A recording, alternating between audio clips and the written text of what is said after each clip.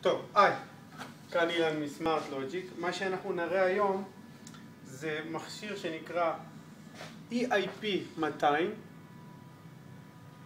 ה-EIP 200S זה זה Remote IO שאני יכול לחבר אותו למוצרי אלן ברדלי כ-Remote IO. מה שמחליף באלן ברדלי את ה-AENet.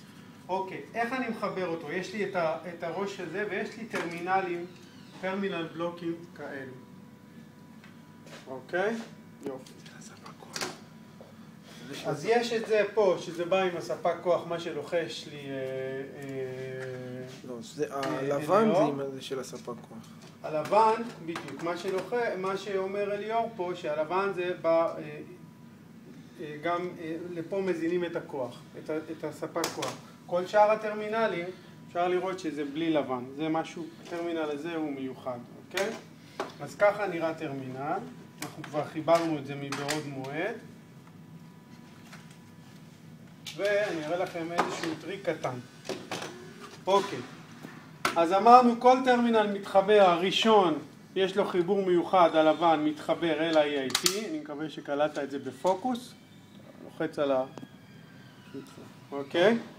ואחר כך אני מסדר כמה טרמינלים שאני רוצה, וכאשר לכל אחד מהם אני שם את הכרטיס I/O שאני רוצה ומסדר את השנתה פה, מסובב את זה לפי המדריך, אם זה דיגיטל אינפוט, דיגיטל אאוטפוט, אנלוג אינפוט, אנלוג אאוטפוט.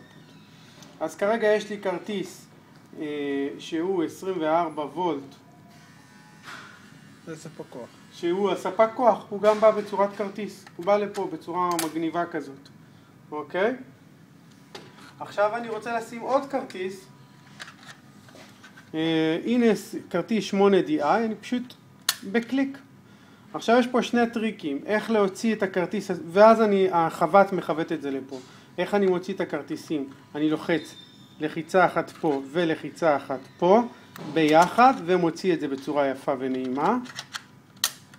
וככה אני מחבר כרטיס, כרטיס, כרטיס, כרטיס, ובסוף אני מחבר את הסיום שלו, את ה-Z משהו הזה, ZS. ZS, כן. ZS. עכשיו הטריק איך אני מנתק, זה טריק ממש חמוד. על מנת לנתק, הרי אנחנו יודעים שזה בא על הפס דין. על מנת לנתק כרטיס, אני צריך את אחד לפני ללחוץ עליו, ואז זה יוצא.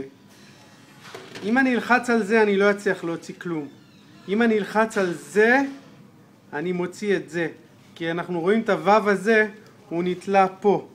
ומה שאני לוחץ פה, זה פשוט משחרר את הוו. תמיד תלחץ ככה שהוא יתפקס. אוקיי? ולכן, כשאני שם את זה ככה, ככה אני מנתק ושם כרטיסים.